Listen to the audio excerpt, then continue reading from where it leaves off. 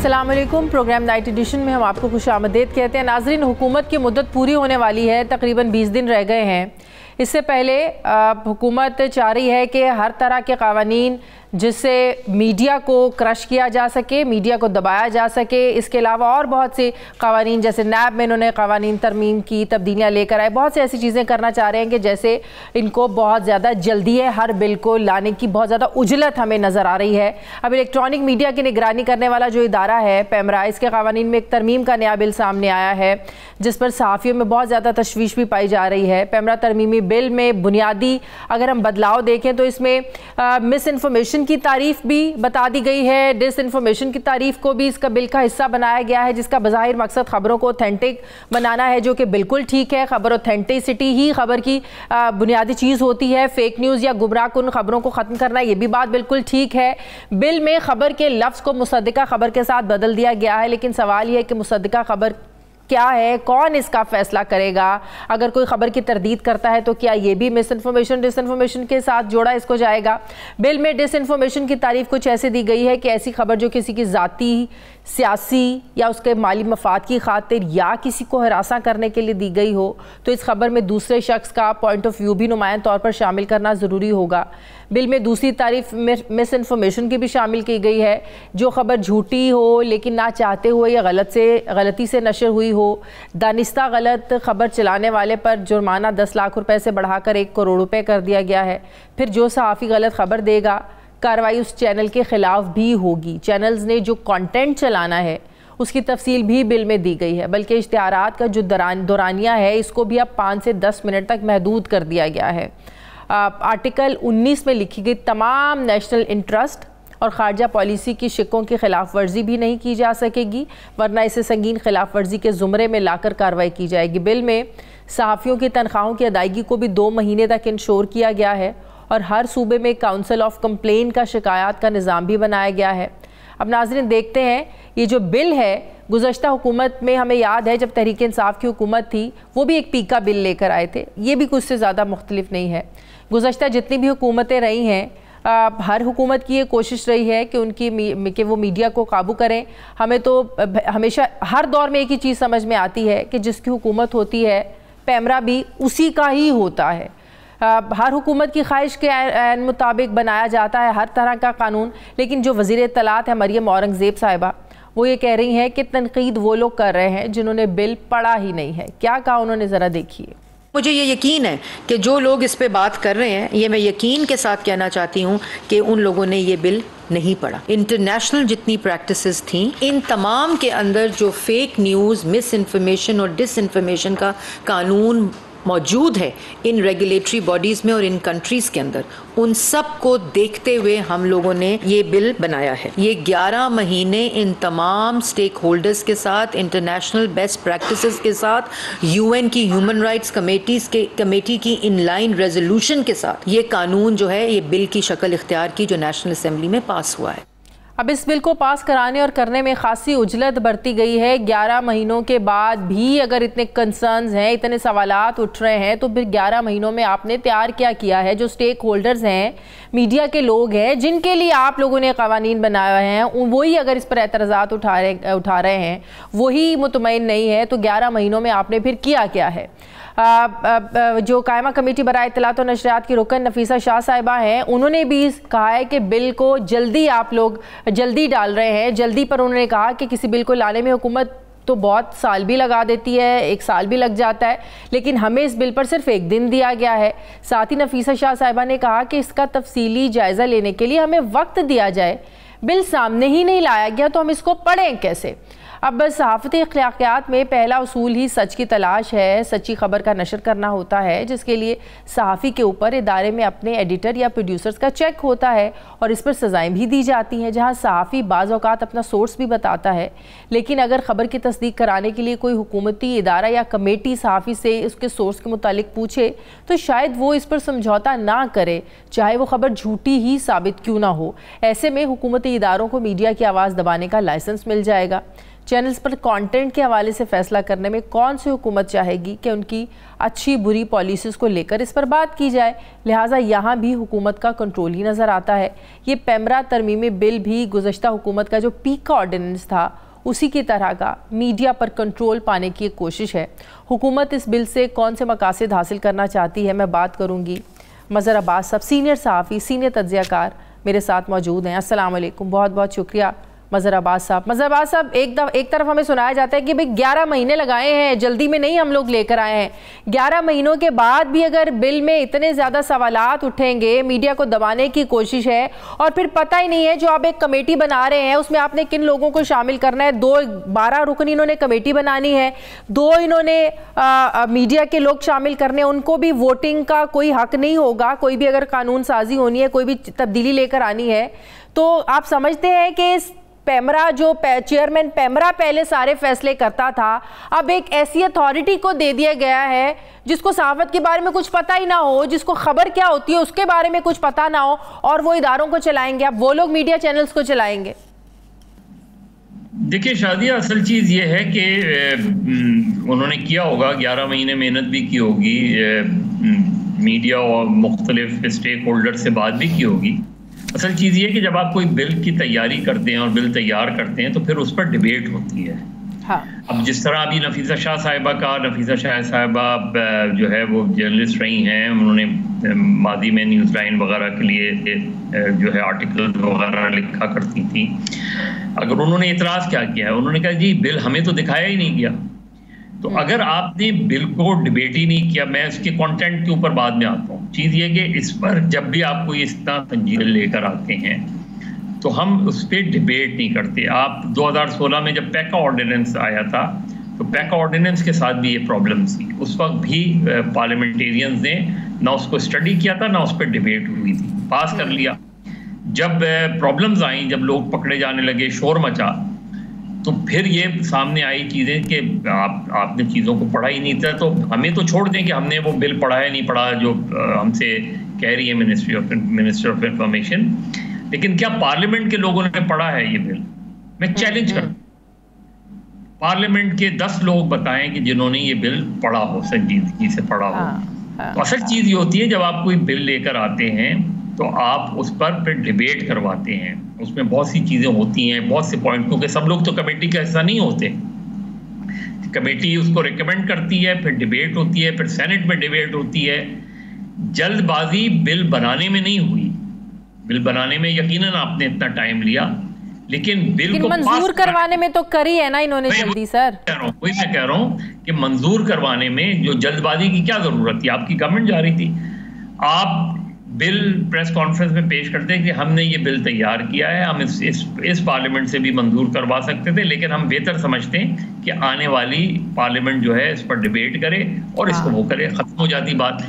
दूसरी बात ये कि देखिए, डिसइंफॉर्मेशन, मिस इन्फॉर्मेशन की जो इसमें तारीफ की गई है वो बुरी नहीं है, तारीफ आपने कर ली, लेकिन चीज़ ये है कि डिसइंफॉर्मेशन का तो और मिस इन्फॉर्मेशन का तो जो है वो एडिटर और डायरेक्टर न्यूज़ जो है वो उनको पता होता है और पता होना चाहिए। बिल्कुल। अगर कोई रिपोर्टर आपको खबर फाइल कर रहा है, कोई पैकेज फाइल करता है, तो उससे क्वेश्चंस किया जाता है। अगर कोई कमी बेशी होती है तो जो डेस्क के लोग होते हैं वो पूछते हैं, फिर जब फाइनली डायरेक्टर न्यूज़ या कंट्रोलर न्यूज़ के पास जाती है वो पूछते हैं। तो क्वेश्चंस दर क्वेश्चंस उससे किए जाते हैं। एक खबर पूरी तरह फिल्टर की जाती है और करनी चाहिए, उसके बाद वो ऑन एयर होती है या अखबार में छपती है।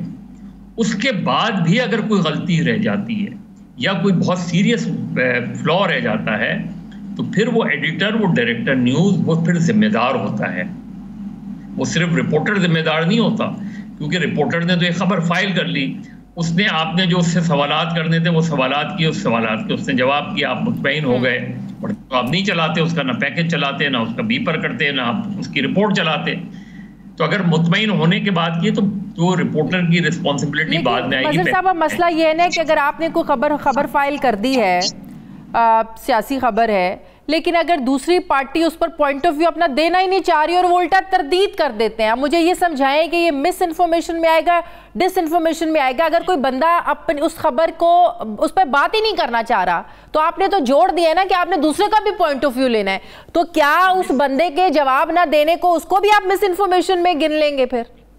नहीं, मिस इन्फॉर्मेशन दूसरी चीज़ है, डिस इन्फॉर्मेशन दूसरी चीज़ है। मिस इन्फॉर्मेशन तो ये है कि फ़र्ज़ करें मैंने दिया है, खबर दी है, मुझे चीज़ें पूरी तरह कंफर्म नहीं हो रही, मैंने खबर दिया फलां एक्सीडेंट में 4 लोग हलाक हो गए, लेकिन दरअसल 2 लोग हलाक हुए थे। तो वो मिस इन्फॉर्मेशन है, लेकिन मेरी इंटेंशन बुरी नहीं थी, मैंने बैड इंटेंशन के साथ नहीं दी थी। इसी तरह कभी नाम चला जाता है, एक मरतबा तो बहुत सीरियस जो ब्लंडर हुआ था जंग अखबार में, कई साल पुरानी बात है, वो ये कि उस वक्त चीफ मिनिस्टर कायम अली शाह साहब थे, उनकी एक्सीडेंट में इंतकाल की खबर चली गई और वो फ्रंट पेज पे चली गई। फिर जंग ने अपोलोजाइज किया उसके ऊपर, अपोलोजाइज, और यहाँ तक हुआ कि शायद रिपोर्टर की नौकरी चली जाए, लेकिन खुद कायम अली शाह ने बड़ेपन का मुजाहरा किया, उन्होंने कहा नहीं, गलती हो जाती है। तो जो गलती से चीज़ चली जाती है वो मिस इन्फॉर्मेशन है। जो जानबूझ के चीज़ की जाती है कि आपको ये जानते हुए कि आपको पता है कि इस चीज को किसी खास मकसद के लिए प्लांट किया जाता है, वो फिर उसको तो प्रोपेगेंडा कह सकते हैं ना, नेगेटिवली।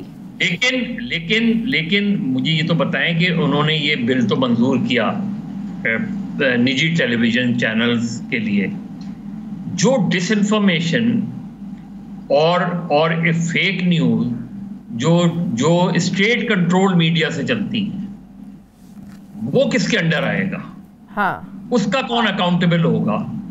जो 24/7 पीटीवी या रेडियो पाकिस्तान से चीजें चलती हैं, उसको कौन अकाउंटेबल करेगा? आप ले आए उसको भी इसी के उसमें ले आए। दूसरी सबसे अहम बात जो है, जो मिनिस्टर ऑफ इंफॉर्मेशन को समझनी चाहिए, या जब इन्होंने ये थी तो दोनों तरफ से चीजें आनी चाहिए थी, वो थी कि पैमरा की अपनी रीऑर्गेनाइजेशन, पैमरा को रीस्ट्रक्चर करने की जरूरत है, और रीस्ट्रक्चर करने की इस तरह जरूरत है कि पैमरा के चेयरमैन का अपॉइंटमेंट और काउंसिल ऑफ कंप्लेंट के मेंबरान का अपॉइंटमेंट, वो एक हाई पावर्ड कमेटी करना चाहिए, जिसको एक मरतबा जस्टिस नासिर असलम जायद साहब और जावेद जब्बार साहब की कमेटी ने रिकमेंड किया था 2013 में, सुप्रीम कोर्ट के कहने पर उनको अपॉइंट किया गया था। उन्होंने पूरी एक रिकमेंडेशन दी थी, उसमें उन्होंने लिखा था कि leader of the opposition, leader of the house national assembly,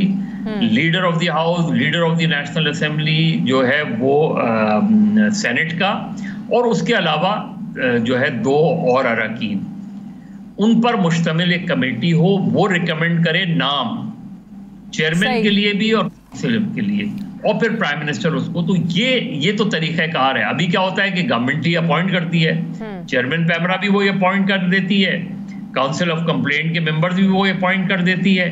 तो उसकी एग्जीक्यूटिव से इसको हटना चाहिए। एक इंडिपेंडेंट पैमरा बॉडी बनाने के लिए जरूरी है कि सबसे पहले तो पैमरा का रीस्ट्रक्चर। सही, लेकिन मज़हर साहब, इन अदर वर्ड्स हम ये कह सकते हैं कि अब आप आने वाली हुकूमतों को और अपने आप को अब आप ये इख्तियार दे रहे हैं कि आप चैनल्स का जो कंटेंट है उसको कंट्रोल कर सके, उसको काबू कर सके।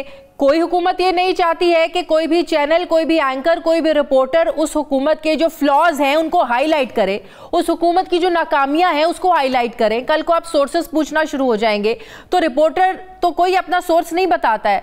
तो आप समझते हैं कि कल को चैनल्स का जो कंटेंट है, आप उसको अगर इतना ज़्यादा प्रेशराइज कर देंगे तो कैसे एंकर्स प्रोग्राम करेंगे, कैसे आप बुलेटिन में सच बोलेंगे? आप तो हर चैनल को पीटीवी बनाना चाह रहे हैं। नहीं शादिया, 2 चीजें। देखिए, एक तो ये ठीक है कि कोई रिपोर्टर ना सोर्स बताता है ना बतानी चाहिए, हाँ। लेकिन अगर किसी खबर की तरदीद हो रही है, अगर किसी खबर को कोई भी पार्टी हो जिसके खिलाफ आपने खबर दी है, वो पार्टी इस चीज को चैलेंज कर रही हो, तो उसका तरीका ये कि रिपोर्टर की बर्डन तो रिपोर्टर के ऊपर आएगा, और रिपोर्टर के ऊपर इसलिए आएगा कि फिर अपनी स्टोरी पे स्टैंड करना रिपोर्टर का काम है, हाँ। फिर अगर वो खबर चैलेंज हो रही है, तो फिर रिपोर्टर के पास उसके एविडेंस होना लाजमी है। डेफिनेटली रिपोर्टर स्टैंड करता है तो वो फिर उसके ऊपर या तो वो अपोलोजाइज कर ले, गलती मान ले कि जी हाँ मैंने गलत खबर दे दी, लेकिन अगर वो कहता है मैंने खबर दी तो उससे जराए नहीं पूछे जा रहे, लेकिन उस खबर के सिलसिले में ऑथेंटिसिटी की जिम्मेदारी फिर उस रिपोर्टर की है कि वो आए और अपनी खबर को प्रूव करे और फिर उनको काउंटर करे। दूसरी चीज जो बहुत अहम है, जो हम दुनिया भर की मिसालें मिनिस्ट्री ऑफ इंफॉर्मेशन दे रही थी, सबसे इंपॉर्टेंट दुनिया में जो चीजों को कंट्रोल किया गया है वो स्ट्रॉन्ग डिफेमेशन लॉ के तहत किया गया। आप तक इज्जत के कवानीन को बेहतर बनाएं, 2002 के कवानीन को और बेहतर बनाएं। उसमें हालांकि उसमें 1 महीने के अंदर अंदर फैसला होना था, उसमें चाहे हैवी फाइन लगाएं, उसका मैकेनिज्म बेहतर करें, उस कानून को बेहतर करके जब हतक इज्जत का कानून सख्त होगा ना, तो मैं कोई भी चैनल, कोई भी अखबार 10 मरतबा सोचेगा किसी खबर को देने से। बिल्कुल सही। आप उसको बेहतर बना दें, चीजें बेहतर हो जाएंगी। आप कैमरा को रीऑर्गेनाइज करें, रीस्ट्रक्चर करें, चीजें बेहतर हो जाएंगी। सही। आप एडिटर का इंस्टीट्यूशन बहाल करें, एडिटर्स की जिम्मेदारी लगाएं, डायरेक्टर न्यूज की जिम्मेदारी हो, उनको अथॉरिटी दें, चीजें बेहतर हो जाएंगी। सही।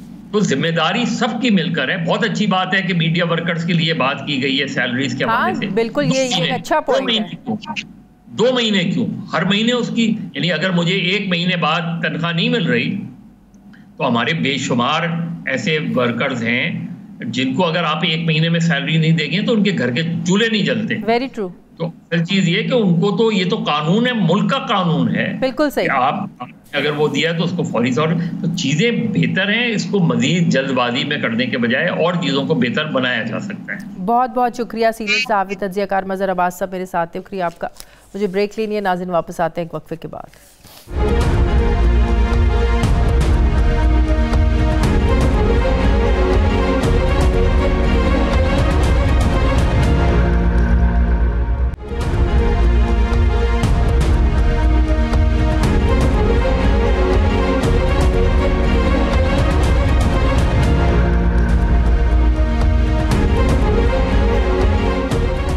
ब्रेक के बाद एक बार फिर से आपको खुशामदीद कहते हैं नाजरीन। कौमी असम्बली की 5 साला मुद्दत पूरी होने में 20 से 22 दिन बाकी हैं। PDM की हुकूमत जाने वाली है, मगर जनरल इलेक्शन 60 से या 90 दिन में हो जाएंगे, इस बात की गारंटी अभी तक कोई नहीं दे रहा है।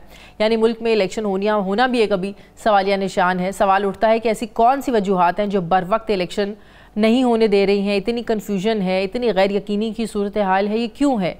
इलेक्शन से पहले नई और पुरानी मरदमशुमारी पर भी बहस हो रही है।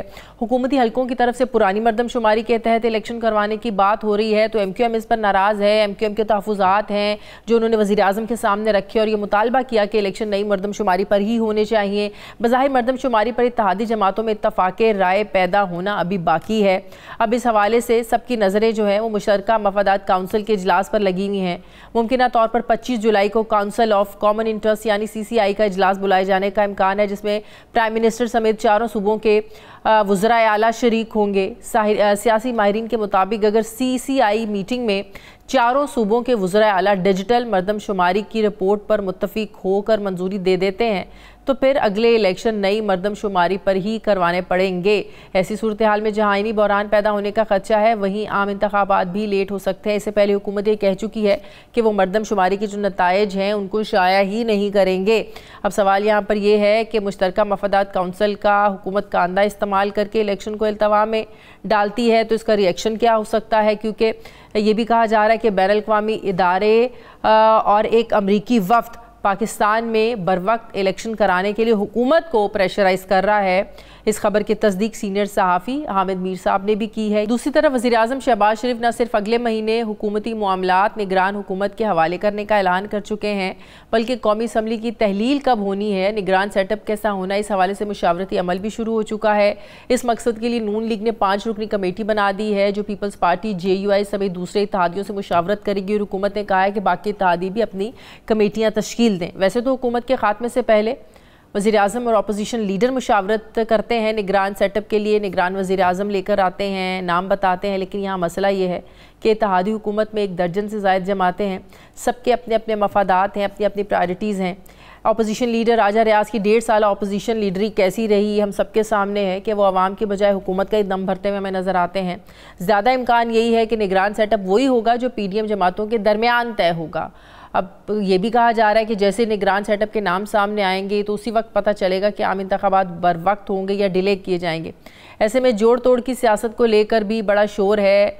जरदारी साहब की शहबाज शरीफ से मुलाकातें, नवाज शरीफ साहब से दुबई में मुलाकातें, एक बार फिर जरदारी साहब दुबई में हैं। अहम मुलाकातों के बारे में ख़बरें आ रही हैं। नई मरदमशुमारी और इलेक्शन डिले के हवाले से जो क़यास आराइयाँ हैं, इस हवाले से पीपल्स पार्टी क्या सोच रही है, इसमें मैं बात करूँगी।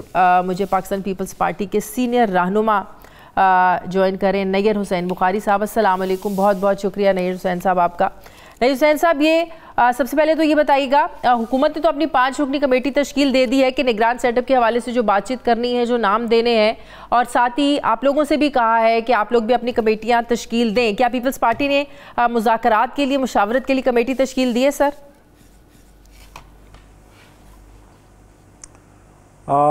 शुक्रिया। गुजारिश ये है कि इससे पहले भी लीडरशिप जो है इस कंसल्टेशन प्रोसेस में ऑलरेडी है।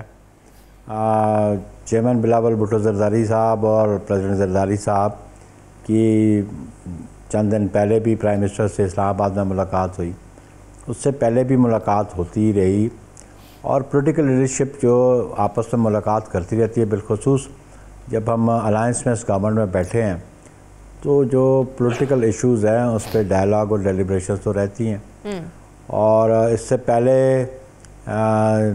जो PMLN की लीडरशिप ही, उनकी मीटिंग्स भी प्रेसिडेंट जरदारी साहब से भी हुई और चेयरमैन बिलावल से भी हुई। लेकिन ये ज़रूरी था इसके लिए, प्राइम मिनिस्टर साहब के लिए, कि वो कोलिशन की गवर्नमेंट को लीड कर रहे हैं, तो इसलिए वो जो दीगर पार्टीज़ हैं उनको भी ऑन बोर्ड लिया जाए। अल्टीमेटली आपने ये ज़रूर कहा कि अंडर द कॉन्स्टिट्यूशन ये तो consultation with the leader of opposition है, लेकिन इस वक्त सिचुएशन ये थी कि प्राइम मिनिस्टर जो हेड कर रहे हैं वो एक कोलिशन गवर्नमेंट को हेड कर रहे हैं, तो ये मैं समझता हूँ कि इखलाकी तौर पे भी नहीं, मामलात में आप लोगों को ऑन बोर्ड नहीं लिया जाता। नहीं, किस मामले में ऑन बोर्ड नहीं लिया गया सर?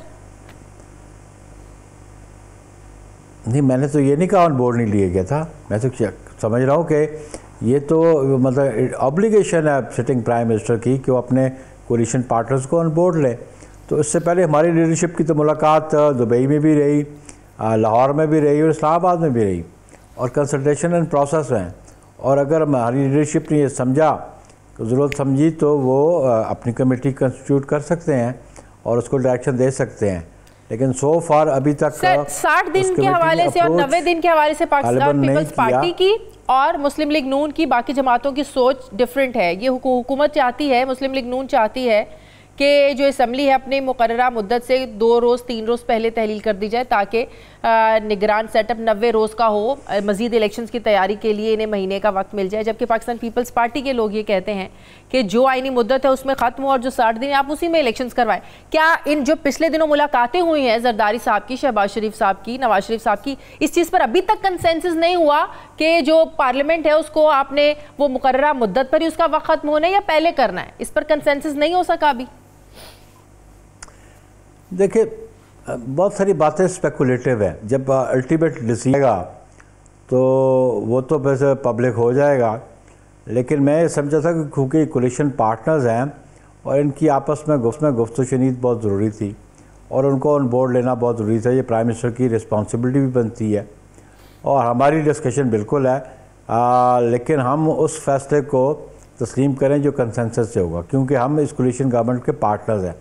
हमारा पॉइंट ऑफ व्यू बिल्कुल ये था कि टर्म पूरी हो, लेकिन बात यह है कि ये बहुत ज़्यादा मटीरियल बात नहीं कि इलेक्शंस विद इन 60 डेज़ होते हैं या विद इन 90 डेज़ होते हैं।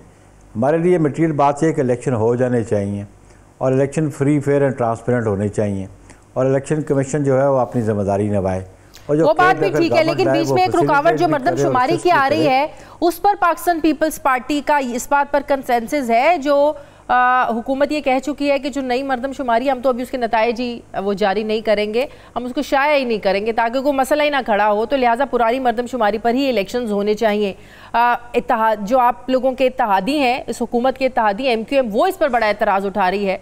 तो क्या पाकिस्तान पीपल्स पार्टी का कंसेंसस है कि ठीक है पुरानी मर्दमशुमारी पर करवा दें आप इलेक्शंस?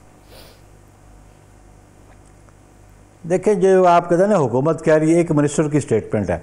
अगर तो ये इशू कैबिनेट में डिस्कस होता तो हमारी रिप्रेजेंटेशन कैबिनेट में है, हमारी पार्टी के चेयरमैन कैबिनेट के मेंबर हैं, हमारे दीगर लोग भी वहाँ बैठे हुए हैं।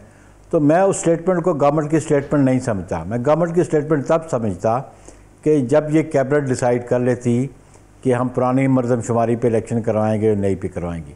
ये सिचुएशन जो है आर्टिकल 51 जो है ना कॉन्स्टिट्यूशन को, वो बड़ा वाज़ेह है कि अभी ये issue council of common interest में भी अभी आप इंट्रो में कहा, ऑब्वियसली इस इशू को काउंसिल ऑफ कॉमन इंटरेस्ट पे जाना है। और इलेक्शंस के लिए हवाले से जो आर्टिकल है वो डिलिमिटेशंस और कॉन्स्टिट्यूंसीज़ का, वो आर्टिकल 51 है। वो तो ये कहता है कि जो ऑफिशियली लेटेस्ट पब्लिश्ड सेंसस होगा उसकी बुनियाद पे कॉन्स्टिट्यूंसीज़ होंगी और नंबर ऑफ़ सीट्स होंगी। अगर वो नहीं होती तो फिर जो प्रीवियस ऑन रिकॉर्ड है उसी के मुताबिक होगी। आपको याद होगा कि 2017 में भी सेंसस जो था वो प्रोविजनल था और प्रोविजनल की बुनियाद पे इलेक्शंस नहीं हो सकते थे, लेकिन एक कॉन्स्टिट्यूशनल अमेंडमेंट की थी जिसमें सनसेट क्लॉज थी, वन टाइम अमेंडमेंट थी, जिसकी बुनियाद पे प्रोविजनल सेंसस की बुनियाद पे 2018 के इलेक्शन हुए। सब्सिक्वेंटली सेंसस हुआ, उस ऑफिशियली पब्लिश्ड हुआ, उसके मुताबिक कॉन्स्टिट्यूंसीज बनी। उसमें कुछ कंसर्न्स थे और रिजर्वेशंस थी MQM की भी, और इवन सिंध की हद तक पाकिस्तान पीपल्स पार्टी के जो सेम चैप्टर है उसको भी थी। लेकिन हम समझते हैं कि ये काउंसिल ऑफ कॉमन इंटरेस्ट में चारों प्रोविंसेस के चीफ मिनिस्टर्स भी होंगे और काउंसिल ऑफ कॉमन इंटरेस्ट, तो इसका मतलब फैसला मुश्तरका मफादात काउंसिल में होगा, चारों वज़राए आला होंगे, प्राइम मिनिस्टर सब। एग्जैक्टली। अच्छा, एग्जैक्टली। और निगरान सेटअप भी वहीं पर डिस्कस होगा। उमूमन तो ऑपोजिशन लीडर और जो वज़ीर आज़म होते हैं वो मिलकर मुशावरत करते हैं, लेकिन ज़ाहिर है इत्तेहादी हुकूमत है, तो आप लोगों के निगरान सेटअप को लेकर क्या कंसर्न्स क्या हैं? देखिए, जो आप निगरान हुकूमत के हवाले से council of common interest has got nothing to do with it. ये तो पहले अपने जो पार्टनर्स हैं उनके साथ प्राइम मिनिस्टर डिस्कस करेंगे, कंसल्टेशन करेंगे, फिर जो लीडर ऑफ अपोजिशन है, जो कॉन्स्टिट्यूशन की रिक्वायरमेंट है वो पूरी की जाएगी। और होपफुली अभी 21-22 दिन गवर्नमेंट को हैं, तो वो एक प्रोसीजर भी लेड डाउन इन कॉन्स्टिट्यूशन, उसके मुताबिक अमल करते हुए केयर टेकर गवर्नमेंट आ जाएगी। प्राइम मिनिस्टर को नाम फाइनल होगा तो फिर वो अपनी कैबिनेट भी अनाउंस कर लेंगे।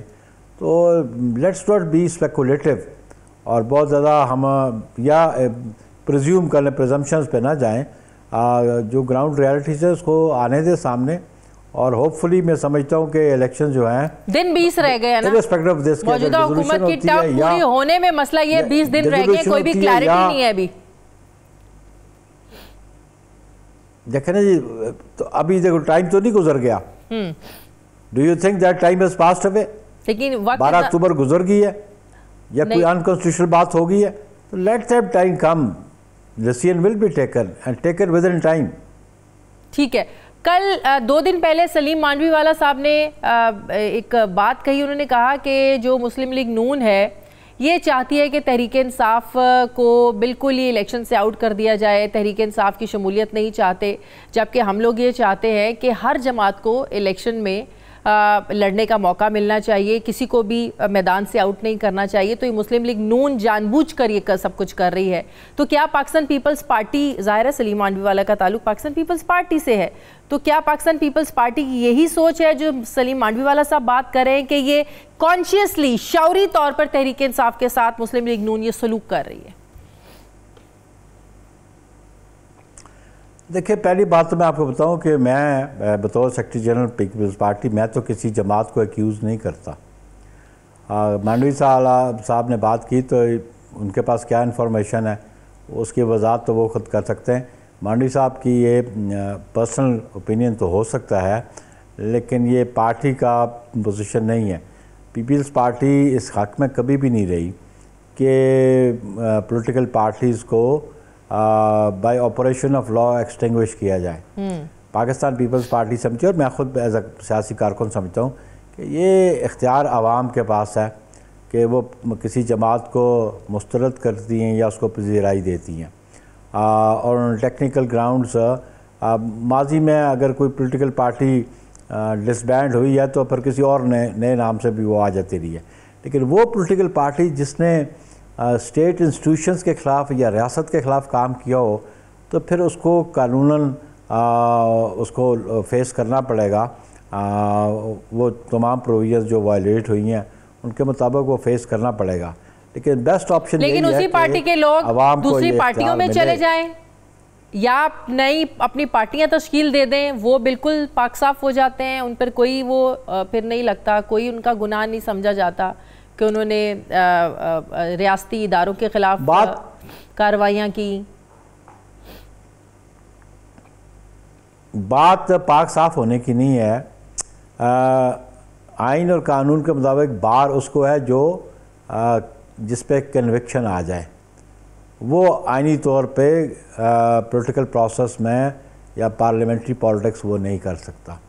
एज लॉन्ग वो किसी की कन्विक्शन नहीं हुई है तो ही इज़ एट लिबर्टी कि वो किसी जमात में जाए, वो किसी जमात की क़यादत को एक्सेप्ट कर ले, उसकी पॉलिसीज़ को एक्सेप्ट कर ले, वो तो एट लिबर्टी है। हाँ, द डे उसकी कोर्ट ऑफ कॉम्पिटेंट जुरिडिक्शन से कन्विक्शन होगी तो फिर तो वो पॉलिटिक्स नहीं कर सकेगा। वो किसी जमात में चला भी जाए तो ज़्यादा कोई उस जमात के लिए मटेरियल बात नहीं होगी। सही। तो इसलिए हम समझते हैं कि जो लोग पार्टी छोड़ के जा रहे हैं, आप वो माजी भी देख रहे हैं 2018 और 17 में क्या हुआ, और जिस तरह एक पार्टी को स्ट्रेंथन किया गया with the support of certain elements और सर्टन पर्सनैलिटीज़, वो आपके सामने है आज। तो आज भी कुछ जो नई पार्टीज बन रही है, आज आपके ख्याल में आज भी उनको स्ट्रेंथन किया जा रहा है? ये तो अब आने वाला वक्त ही बताएगा।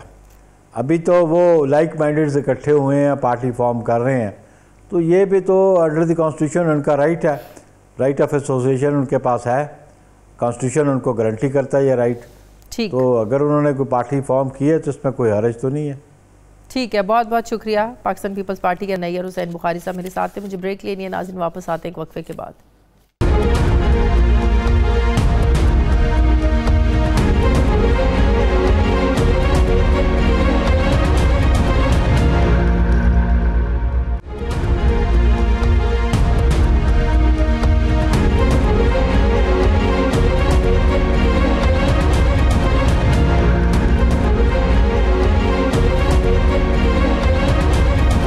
एक बार फिर से आपको खुशामदीद कहते हैं नाजरीन। हर गुजरते दिन के साथ पाकिस्तान तहरीक इंसाफ के चेयरमैन की मुश्किलात में इजाफा हो रहा है। एक तरफ सियासी महाज है तो कानूनी महाज पर भी मामलात ख़ास से गड़बड़ हो रहे हैं, मुश्किलात पैदा हो रही हैं, जिसके बाद अब ये सवाल उठ रहा है कि चेयरमैन PTI सियासी मसाइल और जो कानूनी मसाइल हैं उनसे निकल कर इलेक्शन में पहुँच पाएंगे या फिर नाअहल हो जाएंगे, क्योंकि तोशा खाना और अलकादी ट्रस्ट केसेस पर तेज़ी से काम हो रहा है। साबिक वज़ीर-ए-आज़म के प्रिंसिपल सेक्रेटरी आज़म खान भी अब वादा माफ़ गवाह बनकर मैदान में आ गए हैं। 34 दिन तक गायब रहने के बाद आज़म खान का मुबैना तौर पर ऐसा ज़मीर जागा है कि आज़म खान ने साइफ़र को प्री प्लान ड्रामा करार देते हुए एक स्टेटमेंट रिकॉर्ड करवाया कि अमरीकी साइफ़र गलत था, इसको गलत रंग देकर झूठा और बेबुनियाद बयानियाँ बनाकर इसे सियासी मकासद के लिए, अपने ज़ाती मफाद के लिए इस्तेमाल किया गया। साथ ही आज़म खान ने यह भी बताया कि 9 मार्च को साइफ़र मुझसे लेकर बाद में साबिक वज़ीर-ए-आज़म ने कहा कि वो उनसे गुम हो गया है। आज़म खान के ये बयान हल्फी मजिस्ट्रेट के सामने उन्होंने ये दिया, 164 का बयान।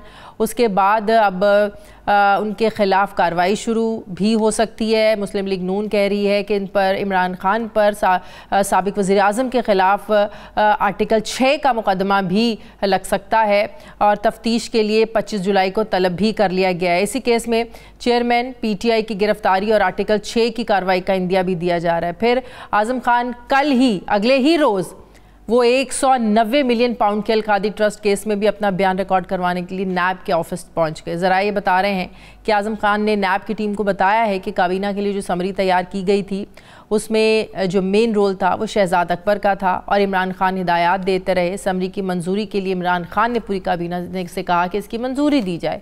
आज़म खान ने पाकिस्तान में ट्रांसफ़र होने वाली रकम और इसे मुतालिका दस्तावेज़ात के ठीक होने की तस्दीक भी की और ये तस्दीक की कि ये सब कुछ उनके सामने हुआ।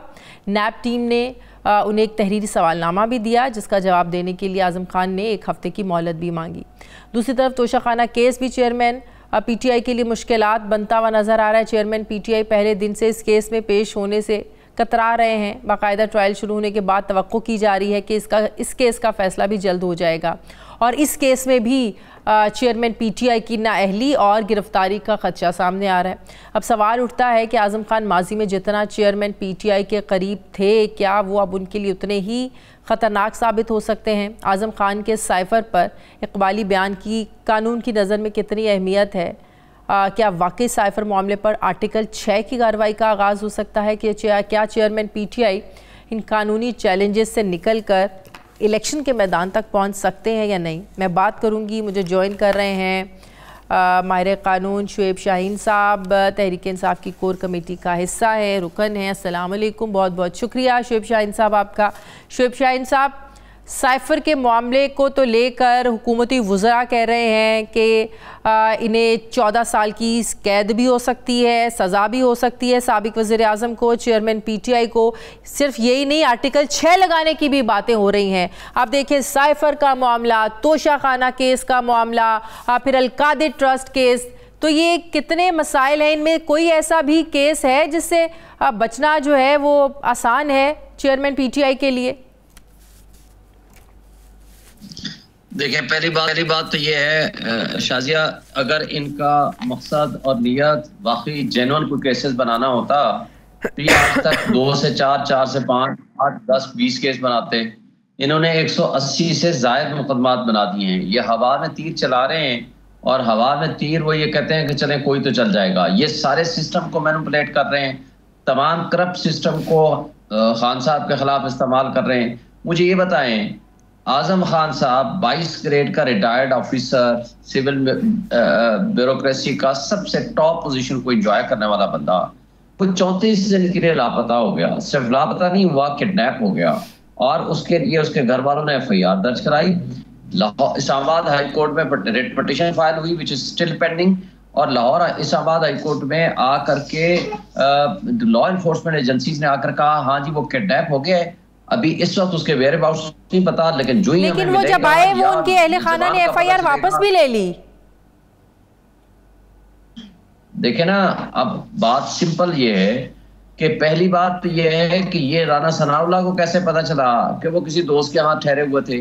राना सनाउल्लाह के पास वो प्रिंटेड फॉर्म में जो आप सारे मीडिया को दिया गया, मुझे ये बताएं, वो तो स्टेटमेंट आई नहीं उसकी। वो तो लिखा हुआ है कि आजम खान ने ये कहा, आजम खान ने इमरान खान के बारे में, IQ के बारे में ये कहा, फलां ने ये कहा, इसमें ये पेश की जा सकती है। ये किसी के लिए ब्रीफिंग तैयार हुई और उसको स्टेटमेंट बना कर दे दी गई। आखिर चलिए, अगर आजम खान ने ये नहीं कहा तो आजम खान तरदीद कर देते। 2 दिन से हर मीडिया चैनल पर चल रहा है, सोशल मीडिया पर उनका ये 164 का बयान चल रहा है, तो आजम खान एक ट्वीट कर देते कि मैंने तो ये ऐसा कुछ नहीं कहा, ये तो झूठा है, ये तो या तो जबरदस्ती कह देते, जबरदस्ती लिया गया है, मैंने तो ऐसी कोई बात ही नहीं करी। उनकी तरफ से तरदीद भी तो नहीं आई ना, तो फिर क्या समझे इसको? एक शख्स 34 डेज तक अंडर कन्फाइनमेंट रहता है, इलीगल कन्फाइनमेंट, क्योंकि लीगल कन्फाइनमेंट का तो अभी तक नहीं आया।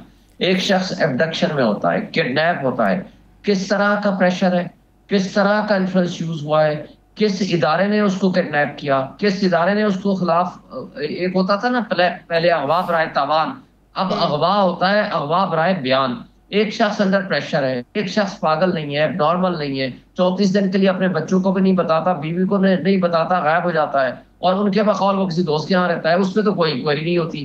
कोई पाकिस्तान में क्या किसी के बुनियादी हुकूक भी हैं? लेकिन माजी की मिसालें हमारे सामने है ना। 1977 में आपको भी पता है ना, भुट्टो साहब के खिलाफ मसूद महमूद साहब बन गए थे वादा माफ गवाह, और फिर वही वादा माफ बनना उनको, भुट्टो साहब को फांसी घाट तक ले गया था। देखिए, उस वक्त भी वादा माफ गवाह जिनके कहने पे बने और जिस तरह फांसी घाट में चढ़ाया गया, वो सब कुछ आपके सामने है। जजेस ने खुद आकर कहा कि हमें कितना प्रेशर था। लिहाजा अब आज भी जो कुछ हो रहा है वो क्या ये नॉर्मल है? क्या ये इस तरह के होते हैं? क्या वो पहले भी इस तरह 34 दिन या 20 दिन के लिए कभी गायब हुआ? क्या कोई इस तरह का नॉर्मल इंसान इस तरह कर सकता है? ये सारा कुछ शो कर रहा है, ये बदनीयती है। और दूसरी बात, मुझे ये बताएं, ये साइफर के एक कहानी को जो गढ़ने की कोशिश हो रही है, साइफर की लेकिन साइफर के सुन लेना, साइफर को लेकर हमने चेयरमैन पीटीआई की स्टेटमेंट्स को लम्हा ब लम्हा बदलते देखा है। पहले सारा मुद्दा था डोनाल्ड लू पर, अमेरिका पर, वहाँ से प्रेशर आया, बल्कि अमेरिका ने तो इस चीज़ को बॉदर ही नहीं किया ना, उन्होंने कोई इंटरफेयर नहीं किया। बाद में चेयरमैन पीटीआई ने कहा नहीं नहीं नहीं नहीं, ये तो सारी साजिश ही पाकिस्तान में घड़ी गई थी। जनरल बाजवा पर उन्होंने इल्ज़ाम लगाया। फिर उन्होंने कहा ये जो मौजूदा पीडीएम हुकूमत है, उन्होंने नून लीग पर इल्ज़ाम लगाया। मतलब कि चेयरमैन पीटीआई की एक स्टेटमेंट नहीं रही साइफर को लेकर।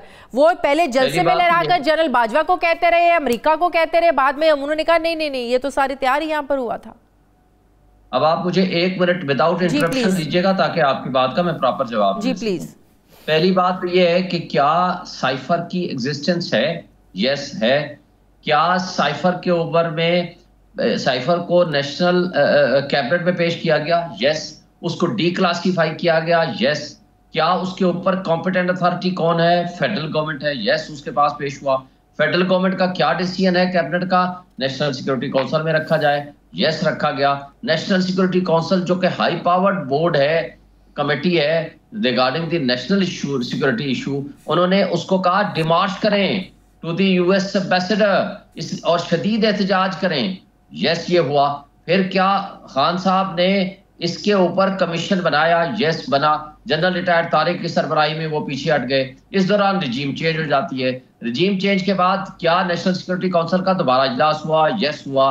क्या उसके अंदर असद मजीद एम्बेसडर को बुलाया गया? यस, बुलाया गया। क्या उसने आकर के उन कंटेंट्स को हर्फ बार दुरुस्त साबित किया? हाँ जी, हुआ। जब ये शहबाज शरीफ साहब फ्लोर ऑफ द हाउस पे खड़े होके, ये जो दूसरी नेशनल सिक्योरिटी काउंसिल की मीटिंग थी, शहबाज शरीफ साहब की जेर सदारत हुई थी, फ्लोर ऑफ द हाउस पे खड़े होकर कहा कि बहुत धमकी आमेज उसके अंदर अल्फाज हैं और इसकी हाई पावर्ड कमेटी से या कमीशन से हम तहकीकात कराएंगे। नहीं कराई। क्या राना सनाउल्लाह का एक सुबॉर्डिनेट ऑफिस जो कि मिनिस्ट्री ऑफ इंटीरियर का सुबॉर्डिनेट ऑफिस है, तो फिर चेयरमैन पीटीआई अपने इस बयान पे खड़े रहते ना कि अमेरिका ने सारा कुछ किया। एक बात मेरी अभी मुकम्मल करने दें। क्या वो इंडिपेंडेंट तहकीकात करेगा? क्या आज भी खान साहब ने ये नहीं कहा कि आप जुडिशियल कमीशन बनाओ, इंडिपेंडेंट फोरम हो? मुझे ये बताएं उसके जो कंटेंट हैं वो इतने थ्रेटनिंग हैं और कौन कौन उसमें मुलव्विस है, उसके बारे में ही तो कमीशन। अब मेरी बात सुन लेना। चेयरमैन पीटीआई ने एक इंटरनेशनल चैनल को इंटरव्यू देते हुए कहा था कि नहीं, मेरा नहीं ख्याल अमेरिका इसमें मुलव्विस है, ये साजिश यहीं पर हुई है, पाकिस्तान में हुई। फिर जनरल बाजवा पर वो इल्जाम लगाते रहे। साजिश, मुझे ये बताएं, मुदाखलत और साजिश को सुनते सुनते हमारे कान पक गए हैं।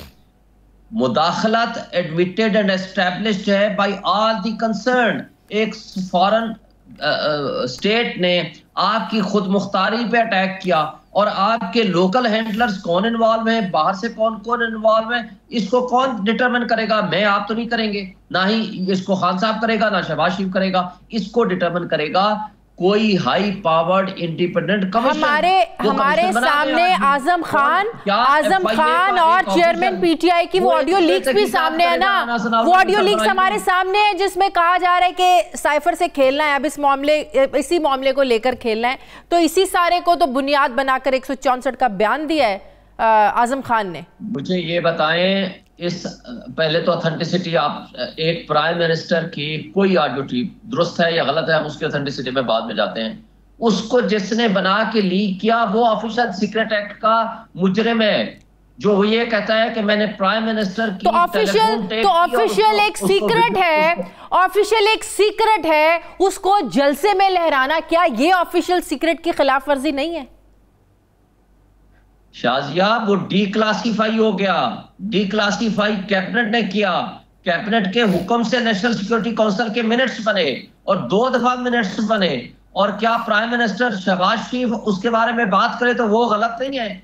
अगर उसके बारे में इमरान खान बात करे, आपके मुल्क के ऊपर कोई जंग मुसल्लत करे, आपके मुल्क की सॉवरेनिटी को डिस्टर्ब करे, आपकी खुद मुख्तारी को चैलेंज कर ले और इस कदर डिटेल से करे जो कि आपके असद मजीद एम्बेसडर को आकर के उसको कंफर्म करना पड़ता है कि जनाब ये हुआ है, फिर आपने डिमार्च क्यों किया? आप तो कहे कि नहीं जनाब हमारी तो दोस्ती है, हम ये अपना एहतजाज वापस लेते हैं, अपना डिमार्च का लेटर वापस लें। फिर शहबाज शरीफ ने जो कुछ कहा वो अपने अल्फाज वापस लें। तो फिर चेयरमैन पीटीआई ने इंटरव्यू में क्यों कहा कि मुझे नहीं लगता ये अमेरिका ने किया है, अमेरिका का इसमें कोई अमल दखल नहीं? देखिए बात ये है, ये कहां से ओरिजिनेट हुआ, कहां पहुंचा, किस किस बंदे की इन्वॉल्वमेंट है, कहां नहीं है, ये तो बाकी हो सकते हैं गेस।